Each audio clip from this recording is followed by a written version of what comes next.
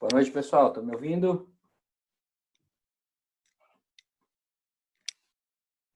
Boa noite, sim. Boa noite. Boa noite. Boa noite.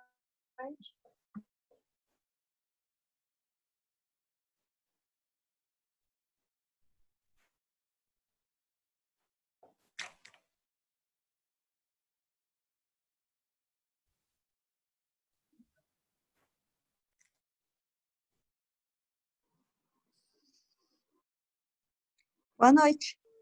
Boa noite.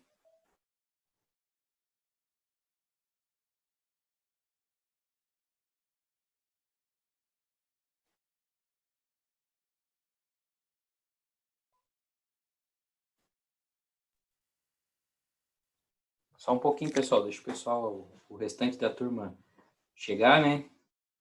Deve estar no trânsito. E a gente já começa. Hoje a nossa aula não vai ser muito extensa, até porque eu quero terminar essa parte das normas de auditoria, da profissão do auditor e das demonstrações contábeis para a gente já fazer a primeira prova semana que vem, né? Deixa eu ver aqui no nosso plano de ensino, ver se eu não estou perdido, mas acho que não.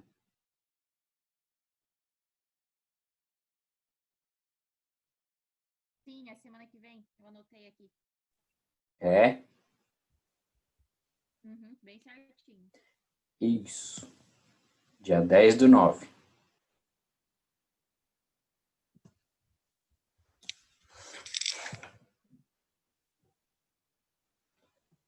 Vocês conseguiram acessar o vídeo que eu postei lá?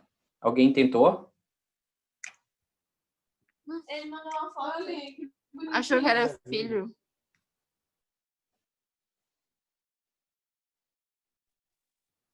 Ai, professor, eu nem vi. Só abri o AVA agora. Ah, tá. É porque a outra turma que eu estou dando aula, na turma da quarta fase, estava reclamando que não estava conseguindo acessar. Aí tive que fazer umas 3 vezes, fazer subir lá para o YouTube para ver se funcionava, e funcionou hoje, não sei o de vocês. Então depois alguém testa lá, né? Tá lá. Só para ver se está funcionando. Eu vi que tá lá, mas não cheguei a abrir. Tá. Beleza. Ô, Assis, tu vê quando vai de um link pro outro? Como Tipo, assim? acabou o tempo do primeiro link, aí foi pro outro? Eu, Acabou eu, o tempo do primeiro link que postou lá. se eu acompanho o tempo, Tipo assim, acabou o primeiro link, aí tem que ir lá clicar no segundo pra... assim, o Zoom me avisa que está acabando 10 minutos antes. E daí ele abre um contador de tempo. Tá? Por quê? Porque acaba o primeiro link teu, daí tu continua falando até que eu abro o segundo, eu já perdi uns 3 Não, eu minutos aí do que falou. espero. Normalmente eu espero o pessoal acessar.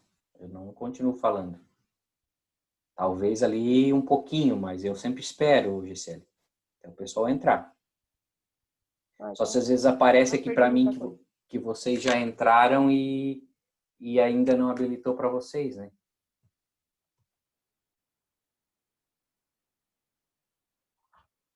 Da outra vez eu achei que tinha perdido alguma coisa. Não. Eu dei uma guardada. Normalmente eu aguardo. Então, vamos começar, gente. O pessoal, já demos aí um tempinho, né? O normal é 10 para as 7, mas já boto às 7 para dar esse tempinho. São 7:06. Acho que já quem ia entrar até agora já entrou. E o que não entrar agora é porque ia se atrasar mesmo. Chamada eu faço ali pelos participantes, né? Que eu enxergo ali. Aí eu estou marcando e pondo a chamada. Então, fiquem atentos, né? Pelo menos acessem, né? Senão eu não vou saber se vocês estão acompanhando as aulas. Ó, agora bombou aqui a nossa aula, a participação. O pessoal chegou.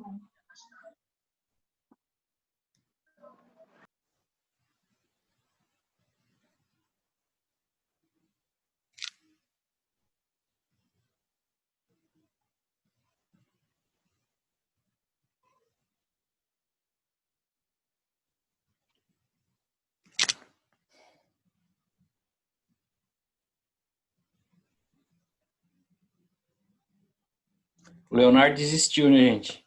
Trancou, quer dizer. Sim.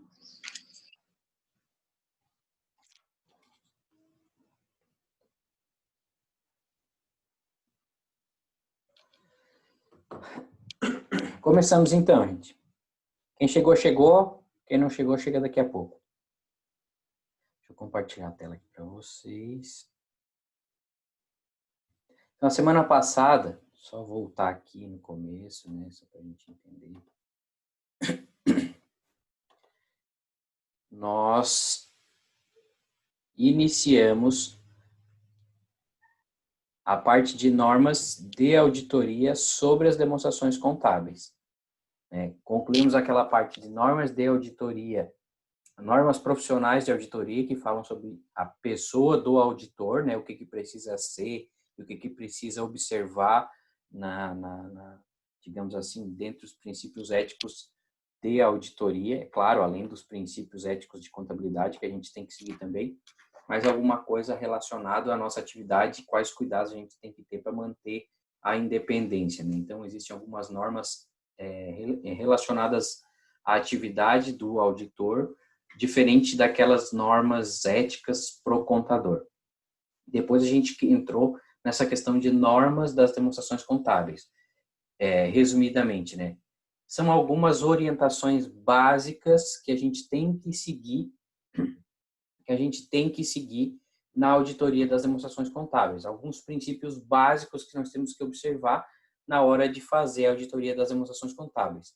A primeira coisa que a gente tem que observar quando vai fazer a auditoria de demonstração contábil é se ela segue os princípios contábeis. Isso é o básico, né? Então, isso não é a auditoria, na verdade, isso é contabilidade pura. A contabilidade é que tem que observar isso. Se a gente chegar numa empresa e nos deparar com uma contabilidade que não é feita seguindo os princípios contábeis, principalmente o princípio da competência, nós não podemos nem iniciar o nosso trabalho de auditoria, nós não podemos emitir nossa opinião. A nossa opinião vai ser uma opinião contrária, dizendo que aquilo ali não segue os princípios de contabilidade. A gente não pode dizer, isso está certo, isso está errado. Por quê? Porque pode ter muito mais coisa além daquilo ali que não está contabilizado, porque está registrando só na medida que paga ou que recebe, que não é o correto, né? Então, nós temos que observar esses princípios básicos. É isso que essas normas de auditoria sobre demonstrações contábeis vêm trazer. Algumas situações que a gente tem que olhar. Então, a primeira coisa é, as demonstrações contábeis seguem os princípios de contabilidade? Se sim, beleza, damos sequência. Se não, nem damos sequência. Depois, nós temos umas normas que tratam sobre procedimentos de auditoria. São normas que determinam mais ou menos como que a gente tem que fazer os trabalhos de auditoria. Procedimentos são rotinas, são critérios, são práticas de auditoria que nós temos que aplicar nos nossos trabalhos e temos que deixar isso tudo documentado. Dentre os dois principais procedimentos, genéricos, né? Genéricos, porque a gente tem uma série de procedimentos detalhados. A gente tem os testes de observância e os testes substantivos. De observância é verificar de uma forma a observar mesmo como que funciona todas essas rotinas e todas essas informações dentro de uma empresa até chegar ela na contabilidade. O teste de observância, ele visa observar como que é essa movimentação de informação que vai gerar o número contábil. Porque o número contábil, hoje em dia, gente, não é mais só com base no registro fiscal de uma nota ou no registro contábil de uma nota fiscal. Não. A contabilidade hoje praticamente nem faz mais registro manual. É alguma coisa ou outra. Registro de apuração de tributo, registro de atualização de algum empréstimo, parcelamento, coisas nesse sentido. Agora, a operação em si, que é a compra e venda, até a parte de folha de pagamento e toda a parte financeira de recebimentos e pagamentos, praticamente todas as empresas trabalham com um sistema de processamento de dados integrado. Então, quem dá a entrada na nota, é lá a portaria fiscal que vai verificar se a nota está de acordo com o pedido e tal. Lá dá a entrada na nota, lá estão os créditos de tributo, e assim ela vem percorrendo essa informação. Dali ela vai registrar a quantidade da mercadoria em estoque, ao mesmo tempo vai registrar o contas a pagar. Aí, beleza. o contas a pagar, ao mesmo tempo, registrou o estoque na contabilidade, registrou os créditos de tributo e o passivo lá com o fornecedor. O auditor, nos testes de observância, ele vai observar como é que funciona toda essa rotina de registro das informações. Se ela é uma rotina segura e se ela é uma rotina correta, né? Se não pode ter uma margem de falha nisso e que vai estar falhando uma informação contábil. Então, isso é os testes de observância. Já os testes substantivos é testar realmente se isso aí então funciona. Olha, eu já sei como é que tem que funcionar. Tem que dar entrada lá na portaria fiscal, da portaria fiscal, gera o registro de estoque, gera os créditos de impostos, gera o contas a pagar, gera a contabilidade de estoque, gera a contabilidade de fornecedores. Beleza, já sei. Então, agora vamos fazer um teste. Vamos pegar uma nota fiscal de entrada e vamos avaliar se tudo isso, todo esse caminho foi percorrido corretamente e documentar isso. E assim eu tenho segurança de que toda aquela informação que é contabilizada lá pela portaria, ela está adequada. Porque se vocês parar para pensar hoje, numa empresa maior, quem faz a contabilidade é o guarda, da entrada na nota. Não é o contador. É o guardinha, é o cara que está lá na portaria fiscal dando entrada na nota. Com um leitor, ele só passa lá, fez a leitura do documento, ele registra tudo aquilo ali e beleza, vamos embora. Então, quem está fazendo a contabilização específica, o débito e crédito, foi o cara que fez a leitura lá da nota. O contador, hoje em dia, não digita mais muita coisa. Só vai olhar ver se isso foi escriturado corretamente. E o auditor também. Então, quando se faz aí depois o processo de auditoria, o processo de conciliação na contabilidade, a gente pega se tem alguma distorção disso. Mas nos nossos procedimentos de auditoria, a primeira coisa é como é que é o sistema, como é que funciona, como é que faz os registros todos, como é que essa informação circula, né? Quem é que faz o registro de entrada, quem é que faz o registro financeiro, quem é que faz o registro contábil, procura verificar se existe segregação de funções, né? Para uma pessoa não fazer tudo, porque senão daqui a pouco o cara está dando entrada na nota, dando entrada no estoque, dando entrada na contabilidade, fazendo o pagamento também, né? Aí, qualquer tipo de erro ou fraude sempre vai ficar omisso, oculto. Ninguém vai pegar, porque é tudo uma pessoa só que faz. Então, dentre as normas de auditoria das demonstrações contábeis, existem normas relacionadas aos procedimentos que a gente tem que aplicar. Depois disso, gente, aí sim, aí existe todo um planejamento do trabalho e aí procedimentos específicos para cada área. Por exemplo, lá para conferir o saldo bancário, a conta caixa, que procedimentos eu tenho que aplicar? Eu vou contar o saldo de caixa, eu vou pedir os extratos bancários, eu vou testar a movimentação que está no extrato se foi contabilizada, vou testar o registro contábil se está no extrato, vou fazer circularização de saldo com os bancos. Tudo isso são procedimentos também que estão dentro disso aqui, ó, desses testes substantivos, tá? Depois a gente falou de amostragem. A amostragem, na verdade, ela é uma técnica, uma norma de auditoria, na verdade, para nos permitir avaliar a situação sem ter que avaliar o todo. Por quê? Se for para o auditor avaliar o todo, 100% de todas as situações, ele vai demandar um tempo muito grande do seu trabalho, vai demorar muito, não vai cumprir com os prazos, não o auditor, mas a empresa não vai conseguir cumprir com os prazos de divulgação das informações contábeis. E aí a coisa fica amarrada, fica trancada, além do custo da auditoria, que vai se tornar muito caro. Vai ter uma equipe de auditoria. Quanto tempo tem da tua empresa para validar tudo? Se é necessidade da empresa, se ela quer que valide tudo, diz, olha, eu quero contratar uma auditoria para validar 100%. Beleza, é uma coisa. Agora, eu quero contratar uma auditoria para fazer a auditoria das demonstrações contábeis de uma empresa, os auditores nunca vão verificar 100% das situações, exceto se existem poucas situações que permite que ele faça o teste de tudo. Mas é muito difícil. Então, se usa o quê? Procedimento de amostragem. O que é amostragem? É retirar uma parte lá daquele bolo e testar. Então, o auditor vai testar o saldo de todas as contas bancárias? Normalmente, sim, porque o volume de contas bancárias é pequeno. Então, ele consegue olhar todos os extratos, ele consegue fazer circularização com todos os bancos, consegue. Agora, todos os clientes, dependendo da empresa, tem 1000 clientes para olhar. Como é que o auditor vai olhar 1000 clientes? Vai perder um tempo muito grande. Vai demandar muito tempo para avaliar 1000 clientes. Então, o auditor tem que fazer o quê? Um teste por amostragem, que é uma técnica de retirar uma parte daqueles itens que estão lá e testar aleatoriamente ou com procedimentos estatísticos que vão dar um pouco de segurança para ele. Então, vocês pensam, mas pode ter muita coisa errada lá.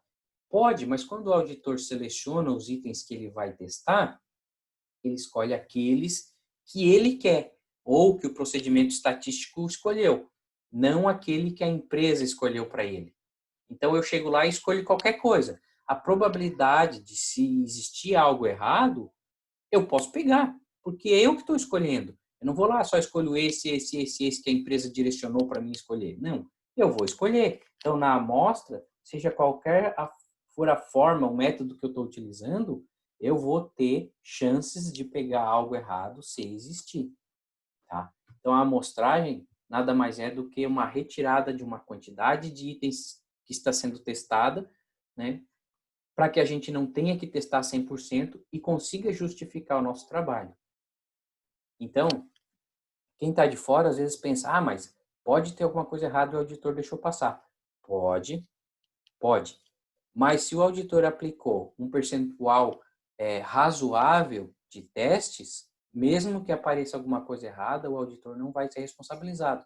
Por quê? Porque ele não é contratado para revisar o todo. Ele é contratado para auditar as demonstrações contábeis e existem algumas normas que tratam sobre a auditoria de demonstrações contábeis. E a amostragem é uma norma disso. Então, diz que na amostragem ele pode fazer assim, assim, assim. Claro, se prejudicar muita gente, o auditor vai se incomodar ainda. Mas, se ele tiver tudo isso documentado, todos os testes ali, e mostrar que é uma amostra segura, entre aspas, né, ele não vai ter nenhum tipo de problema, porque ele não está obrigado a olhar tudo. Depois das normas de amostragem, a gente viu lá, normas sobre transações e eventos subsequentes. O que são transações e eventos subsequentes? São fatos relevantes ocorridos após o encerramento do exercício social que possam comprometer a continuidade da entidade auditada. Ou seja, o auditor, quando ele está auditando as demonstrações contábeis de uma empresa, normalmente 31 de dezembro é a data base das demonstrações contábeis que ele está auditando, ele não está lá dia 31 de dezembro auditando o caixa, o banco, o cliente, até porque essa informação não está encerrada na contabilidade ainda. Ele está auditando essa informação dia 31 de dezembro, lá na metade de fevereiro, na metade de março, até final de abril, e às vezes até mais, certo? O ideal é que até final de abril tudo isso já esteja encerrado, mas ele está lá na metade de março, metade de abril, auditando essas demonstrações contábeis. Então, todos os eventos relevantes que acontecem de janeiro até março, que possa ter um impacto lá em 31 de dezembro, isso pode ser tratado como transações e eventos subsequentes que o auditor tem que observar e verificar se não tem que exigir a abertura daquela informação contábil e exigir a contabilização. Exemplo, o auditor avaliou a carteira de clientes. Aí lá na carteira de clientes, tem uma série de clientes em atraso. E a empresa usa uma sistemática de provisão de perda para fazer o lançamento da PCLD, de, por exemplo, assim, vencidos há mais de tanto tempo, 15%, de tanto tempo a tanto tempo, 20%, de tanto tempo a tanto tempo, 30%. Ou usa a regra fiscal, por exemplo, títulos com valores inferiores a 15 mil reais, vencidos há mais de 6 meses, pode baixar para despesa. Então, usa essas regras. Então, usa uma regra geral para tudo. E aí aconteceu que tinha lá um cliente X que, por exemplo, tinha um valor a pagar para a empresa de R$1 milhão e a provisão de perda dele estava lá caindo num critério de 50%. Ou seja, estava provisionado R$500 mil como PCLD. Ok, o auditor olhou o critério, achou que o critério era razoável, mas entre 31 de dezembro e a data que o auditor está fazendo o trabalho, 31 de março, por exemplo, saiu uma decisão judicial em que a empresa que estava lá, inadimplente, que já existia uma provisão de perda de 15 mil, ela pediu recuperação judicial. E nessa recuperação judicial saiu já como que vai ser o pagamento para os seus credores. E aí lá disse o seguinte, olha, para a empresa X que tu deve R$1 milhão, vai ser pago só 80%, só 20%. Os outros 80% é o deságio e todos os credores aceitaram e é assim que vai ser. O que acontece? Daquele R$1 milhão, só vai ser recebido 200. Mas a empresa tinha provisionado perda 500, então tinha 500 a receber praticamente lá. E isso em 31 de dezembro. Mas lá no dia 31 de março já saiu uma decisão mudando isso. Essa decisão em 31 de março indica que lá em dezembro já existia esse risco de perda e que a empresa não constituiu, talvez, como deveria ter constituído. O auditor precisa solicitar que se abra a demonstração contábil em 31 de dezembro e lance essa diferença que falta de perda. Isso é um evento subsequente, ou seja, ele aconteceu depois da data base que está sendo encerrado o balanço, mas ele tem um reflexo na demonstração contábil de 31 de dezembro.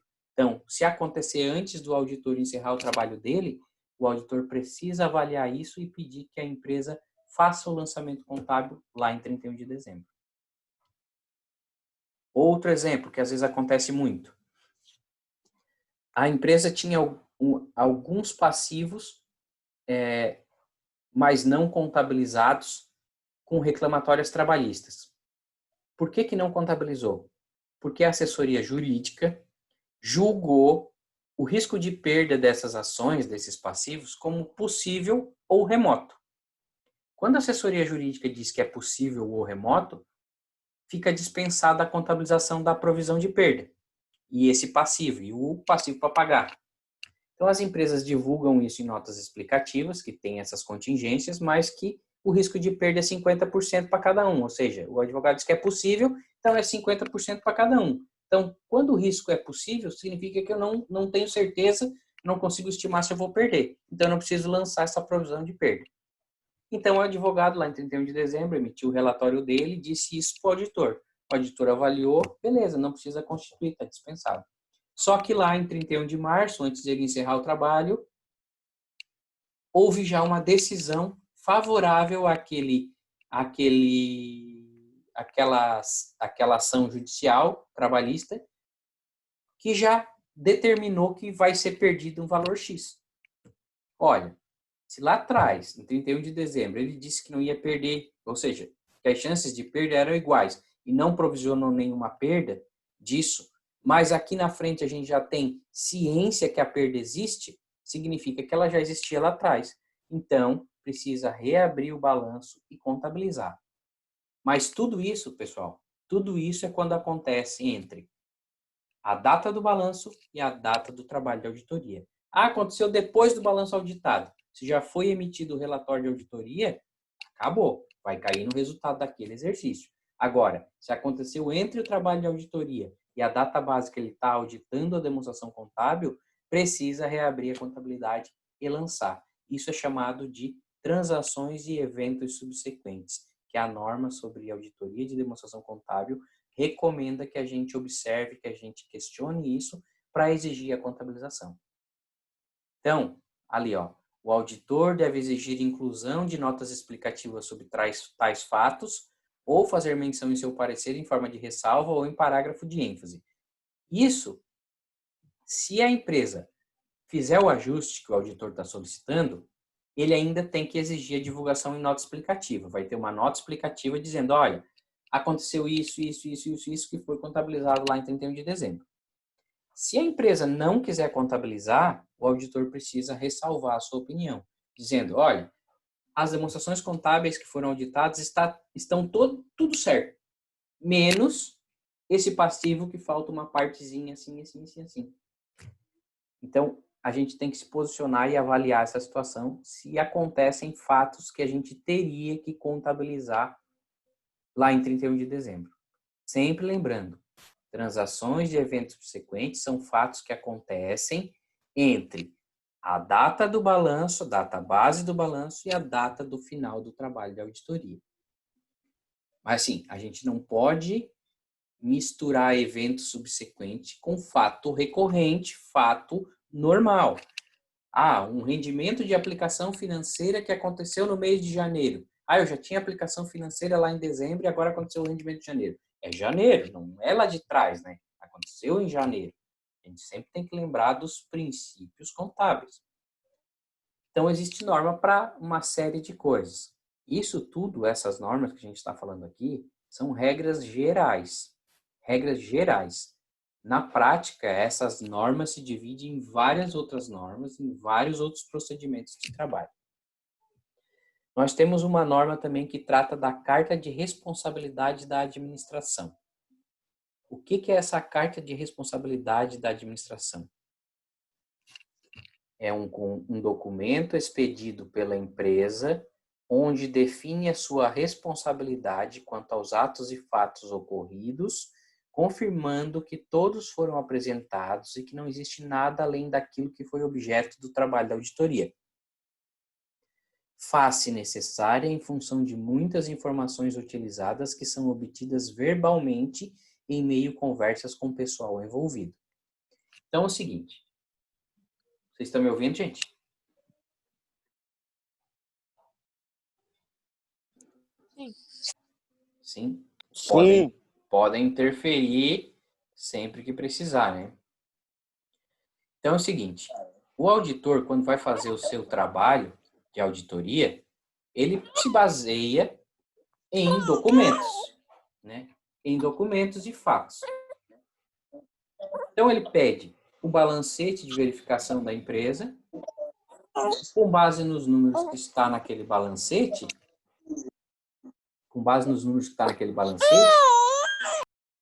ele começa a solicitar os documentos que vão dar suporte àquela informação para ele dizer se aquilo está certo ou se está errado. Então, pegou o balancete, foi lá, conta caixa. Beleza, pediu o boletim de caixa, que é um documento financeiro que registra as entradas e saídas. Se for um caixa muito relevante, ele vai fazer uma contagem de caixa em algum momento no decorrer daquele exercício, ele já tem que se preparar para fazer isso antes da auditoria, né? Se for necessário, vai avaliar os documentos que estão no caixa e assim vai fazer o seu trabalho documentar. Nos bancos e aplicações financeiras, vai pedir os extratos e conciliações bancárias e tal. Nos clientes, vai pedir o relatório financeiro, vai pedir notas fiscais para dar uma olhada, vai verificar o recebimento disso lá na frente, vai fazer carta para mandar para o cliente responder para ele. Tudo isso para dar suporte às suas informações. Porém, tem algumas coisas que são ditas para o auditor verbalmente. Olha, isso funciona assim, só tem isso, só tem mais aquilo. Tudo que tem é isso. Por quê? Numa empresa, às vezes o volume de informação é muito grande. O auditor, por mais que ele faça um monte de teste, um monte de procedimento, se existir alguém dentro de uma empresa querendo manipular uma informação para esconder do auditor, talvez isso passe batido pelo auditor. Por quê? O auditor, quando vai fazer auditoria de demonstração contábil, ele não vai lá com o propósito de achar uma fraude. Ele vai lá com o propósito de encontrar evidências para aqueles números. Então, ele não vai pensando em fraude, não vai pensando em erro, ele vai pensando na demonstração contábil. Então, o foco dele não é ficar pensando em, mas se fizeram isso errado, se tem um pagamento que não foi autorizado, se tem aqui um tributo que foi calculado errado pelo contador e ele ocultou isso e tal. Não. Esse não é o propósito. Gente, anunciou aqui 10 minutos para o final do primeiro link. Então, o auditor não vai com esse propósito, ele vai com o propósito de auditoria das demonstrações contábeis. Se a empresa não contabiliza todas as suas receitas e todas as suas despesas e tem um depósito de estoque fora dali, como é que o auditor vai saber disso? Porque o reflexo dessas coisas, quando não contabiliza todas as receitas e todas as despesas, normalmente acontece no estoque, no caixa, né, passivos fictícios. No caixa fica evidente, o auditor pega, nos passivos fictícios também pega. Agora, quando às vezes é só estoque, tu vê o estoque ali, mas não vê o físico. Ou tu vê o físico, né? Então, depende como é manipulado essas informações, o auditor passa batido por isso. Então, em função de tudo isso, no final de cada trabalho de auditoria das demonstrações contábeis, é por regra o auditor solicitar essa carta de responsabilidade da administração. Isso aqui tem lá nos anexos da nossa apostila, tem um modelo lá. Mas, resumidamente, essa carta vai dizer o seguinte, Sim, na prática, gente, na prática. Sou eu que faço a carta, escrevo tudo que eu quero escrever, mas é a empresa que assina e manda para mim, como se ela estivesse fazendo. Então, ela está dizendo o seguinte nessa carta, que tudo está contabilizado, não tem nada que não esteja contabilizado, ou seja, se tiver algo paralelo, não, ela está dizendo que não tem, certo? Ela está dizendo que todos os documentos, tudo que ela me apresentou é verdadeiro, não tem nada fraudado, certo? Eu posso confiar naquilo ali que ela me apresentou e que não tem nada além daquilo. Ela está dizendo, por exemplo, que os advogados que cuidam dos processos da empresa é só o Pedro, o João e a Maria e nem mais nenhum, certo? Ela está dizendo que todas as transações que não estão contabilizadas por algum motivo, por exemplo, as contingências trabalhistas, fiscais, tributárias, foram divulgadas lá em nota explicativa, a gente consegue enxergar isso. Então, é isso que ela diz nessa carta. Para quê? Para nos dar também um pouco de segurança de que não existe nada paralelo no sentido de fraudar aquela informação contábil. Pode existir má fé nas empresas para ludibriar os auditores? Pode existir. A gente pode passar batido às vezes? Pode, mas nós temos essas cartas aí que nos dão um pouco de segurança. Por que eu falei dos advogados? Porque imagine o seguinte, nós temos uma empresa que tem 5 advogados cuidando de suas ações trabalhistas e tributárias. Aí ela diz para o auditor que só tem 3. Eu só vou preparar a carta de circularização para os advogados para 3, porque eu só sei que só tem 3, eu não adivinho que tem 5. Eu não consigo saber que a empresa tem 5 advogados. Se ela não me disser que tem 5, não vou saber. Aí eu vou fazer aquela carta pedindo para o advogado me mandar a posição dos processos só para 3. E aí os processos dos outros 2, que pode ser algo muito preocupante? Não vou saber. Então, nessa carta de responsabilidade da administração, ela define, olha, a minha responsabilidade é de te entregar essas demonstrações contábeis e que essas demonstrações contábeis aqui não estão envolvidas com fraude, com erro proposital, né? E que tudo que é da empresa está ali contabilizado, não tem mais nada fora disso. Tudo que a gente te falou é isso. Esse é o propósito dessa carta. Para quê? Para nos resguardar um pouco sobre a questão fraude, né? Porque a fraude, a gente não pode esquecer que auditor não é igual polícia federal, que chega dando o pé na porta e, para tudo, leva os computadores, leva tudo embora. Não. A gente precisa pedir as coisas e eles nos entregam se querem e como querem. Já a polícia não. A polícia já chega com sigilo bancário quebrado, com sigilo de telefone quebrado, então ele já sabe. Então é um pouco diferente, mas às vezes o pessoal associa muito a atividade de auditoria com uma atividade de investigação. Só que nós investigamos de uma forma legal, com o que foi passado para nós. Enquanto que uma investigação criminal, ela é usando de todos os meios legais, mas por trás dos panos, sem a empresa que está sendo investigada saber. Então, a gente precisa nos resguardar de alguns efeitos e, por isso, a gente tem, dentre as normas de auditoria das demonstrações contábeis, esse procedimento de solicitar essa carta da administração, para que eles nos confirmem que tudo que foi passado para nós, ele é verdadeiro e não está sujeito a nenhuma fraude ou algum erro que possa distorcer a minha opinião e, principalmente, a visão dos usuários da informação contábil, tá? Isso é importantíssimo ter.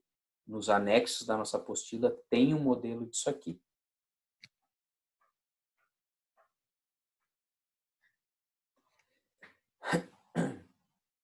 Existe também uma etapa das normas de auditoria de demonstrações contábeis relacionada às contingências. Aquilo que nós falamos ali resumidamente, agora vem um pedaço específico para elas. O que são contingências? São todos os atos e fatos que ainda não se concretizaram. Sua existência é sabida, porém não há certeza quanto ao resultado final. Ou seja, a gente não sabe o desfecho. Exemplo, as questões trabalhistas, cíveis, tributárias. Então, contingências são esse tipo de situações. Algo que está em andamento, que se sabe que é possível, provável, remoto ou praticamente certo, de que vai existir um desembolso, mas que isso ainda não foi contabilizado. Então, tudo o que a gente sabe que pode gerar um problema, um desembolso, e que ainda não está contabilizado, tudo isso é tratado como contingência. Como que nós, auditores, temos que avaliar as contingências? Temos que avaliar de acordo com o entendimento jurídico da assessoria jurídica. Nós não somos advogados. Até nós entendemos bastante coisa, nós contadores, né, entendemos bastante coisa do jurídico, de normas tributárias, de legislação comercial, fiscal, societária, mas nós não temos o poder de julgar se aquelas contingências vão acontecer de forma favorável ou desfavorável, né? Normalmente contingência já é desfavorável, mas assim o desfecho seja favorável ou desfavorável. Então nós temos que nos basear em alguma coisa. E essa alguma coisa é um documento formalizado por alguém que tem conhecimento da área. Então, o que são contingências? São situações que a gente sabe e que por algum motivo ainda não está contabilizado. Ou seja, a gente sabe que pode acontecer um desembolso futuro, mas não tem certeza e por isso ainda não está registrado. Muito comum são reclamatórios trabalhistas, processos judiciais cíveis e tributários, por exemplo. Isso é o que mais acontece e o que mais aparece em notas explicativas sobre contingências.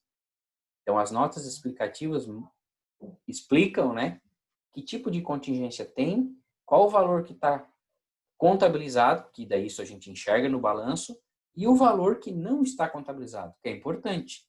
Eu posso ter contabilizado R$1 milhão de contingências trabalhistas e ter lá em nota explicativa dizendo que eu tenho mais 3 milhões, cuja expectativa de perda é remota ou possível, e aí dispensou o registro contábil. Mas para quem está negociando com essa empresa, quem está comprando essa empresa, é importante saber que pode ter mais 2 milhões de desembolso.